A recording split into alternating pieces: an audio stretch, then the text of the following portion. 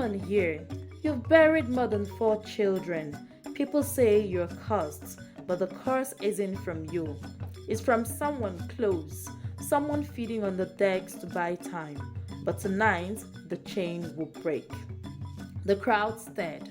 Some gasped, others stared at Oluchi. She shook violently. The preacher called her forward. She fell to her knees, trembling.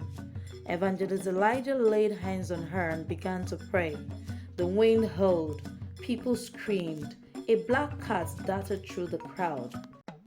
In the quiet village of Umuaka, where red earth meets whispering palm trees and tales travels faster than wind, lived a woman whose womb was cursed, or so the world thought. This is the true story of Oluchi, a woman burdened by grief, shackled by suspicion, and saved by a truth that came too late for some, but just in time for her.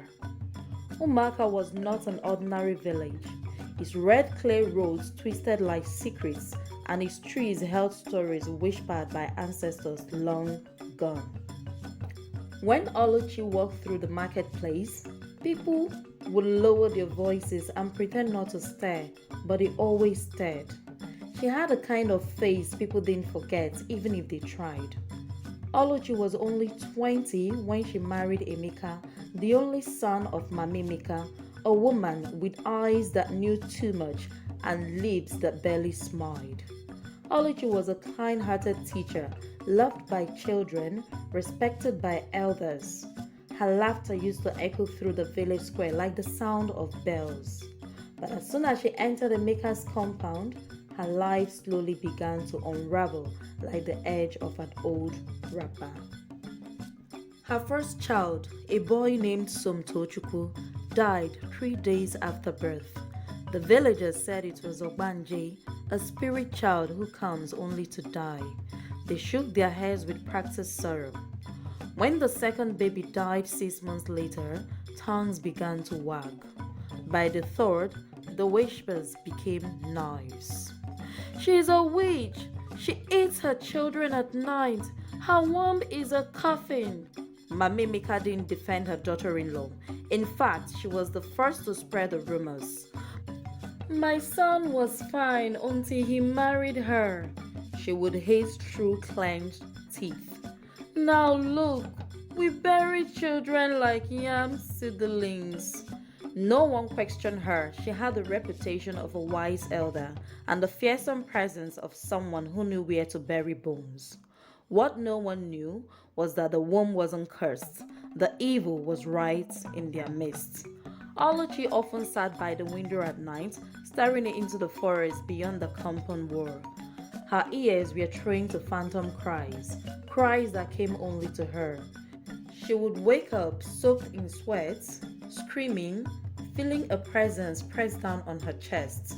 Something unseen, something cruel. Her husband Emeka had grown distant, torn between the love for his wife and the poison whispered into his ears by his mother. He no longer touched Oluchi like he used to.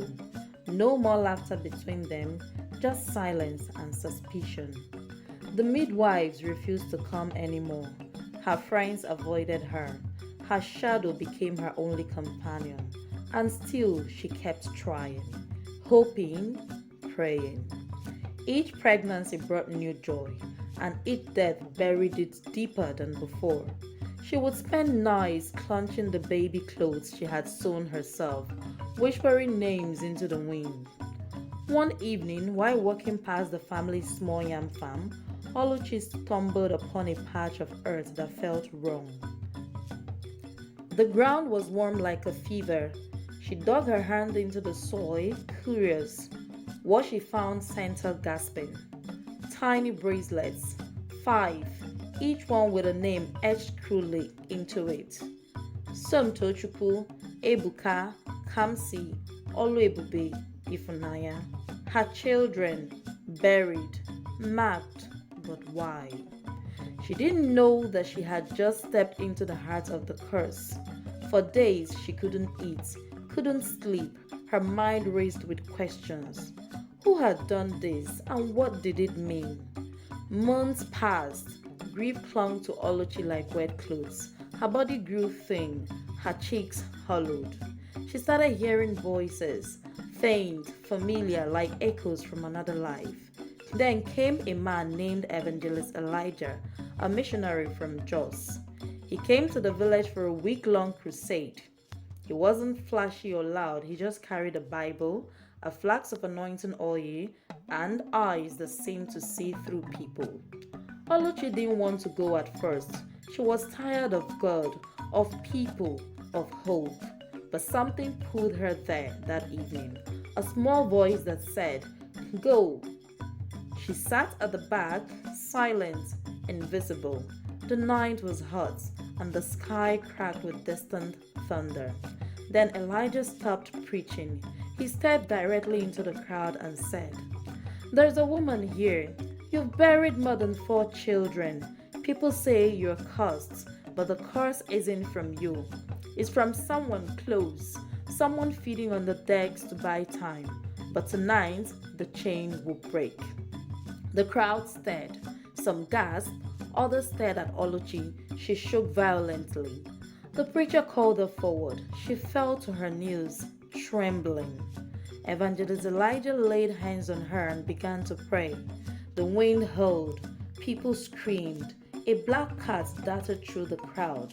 Suddenly, Mame Mika, who had standing beside the elders, collapsed to the ground. Eyes rolled, mouth foaming, she began to scream. "I did it! I did it all! They told me the womb of my son's wife was the prize. Each baby extended my life. They came in the night. I gave the children willingly. I lied about her being a witch." The crowd froze. Someone shouted, "Sufiakwa!" A woman fainted. Emeka fell to his knees. Oluchi, still on her knees, was in shock. She wasn't the cursed one. The real witch had been living in her house. Emeka looked at his mother as if she was a stranger. "Why?" was all he could manage to say. Tears streamed down Oluchi's face, but this time they were not of pain, they were of release. The villagers gathered in horror. Mama Emeka, once a respected elder, was stripped of her chieftaincy honors and banished that same night. Her compound set ablaze by villagers who believed it to be cursed ground. 2 weeks later, news came from a neighboring town. Mama Emeka was dead, found alone in a collapsed hut, surrounded by her own blood. 1 week after that, Oluchi mixed her period. At first, she was quiet about it, but when her belly began to swell, the villagers watched in awe. No one dared whisper her anymore. Emeka stood by her side, their love rekindled like dried wood in harmattan fire. And on a glowing dawn, as the cockcrows broke through the mist, Oluchi gave birth, not 1 child, but 2, a boy and a girl. The midwife screamed, "Twins! Oluchi, you have birthed joy." They named them Chikamso, God knows my path, and Adora, daughter of the people. The village celebrated for days. Drum beat long into the night. Palm wine flowed like a river, with barefoot on the red earth. The shame once smeared across Oluchi's name was washed away by the words of her newborns. But that was only the beginning. As the twins grew, strange wonders began to follow them. Chikamso had a gift of dreams. He would wake and tell his father about things that were yet to happen. Once he warned the village of a coming flood, and the people moved their grains just in time. Adora, bold and bright-eyed, had a gift of healing.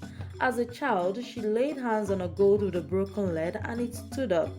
Soon, villagers started bringing sick children to her. Her touch was warm and divine. They became the pride of Umuaka. People traveled from far and wide to see the miracle twins. Markets were named after them. Songs were sung in their honor. The children, the village would gather just to watch them walk by. Emeka and Oluchi, their love was a garden no longer wilted. They became inseparable again, talking, laughing, praying together. Emeka would often kiss Oluchi's hands and say, "My hurt, you suffered, but see what you have brought into this world." And Oluchi would smile, her eyes filled with the glory of survival. "The Lord has turned my mourning into dancing," should reply. Years later, Oluchi opened the foundation for women who had been accused, abused, and abandoned. She became a voice for the silenced. Her story traveled across regions, spoken in churches, podcasts, and mothers' gatherings. She became known as Madame for All. And every time someone asked her what saved her, she would say, "Truth and time." They both always come. But most importantly, God that sees my pain in the secret. So, my dear listeners, if you've ever felt wrongly accused, misunderstood, or mocked for pain you didn't cause, remember Oluchi's story. Your redemption is coming, and when it does, it will silence every lie spoken against you. If you love this story, don't forget to like, subscribe, and share. And drop a comment below. What would you do if someone close to you was behind your biggest pain? Until next time, this is Timeless Tales by IBK, where stories live forever.